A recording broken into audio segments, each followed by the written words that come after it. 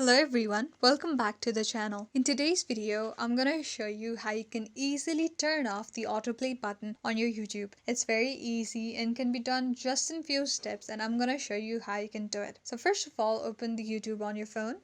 Sometimes the smallest of things like autoplay can be very annoying to watch. So I'm going to show you how you can easily turn it off. So, after one video, you will automatically stop watching, or maybe for some other reasons that you please. So after you open YouTube, click on any one video and then tap on the screen somewhere. And there's you will see the sliding button. You simply need to click that, and there you go. You have now successfully turned off the autoplay button. That's it. Thank you for watching till the end. I hope you liked this video, and if you did, don't forget to give it a big thumbs up and subscribe to the channel for more updates.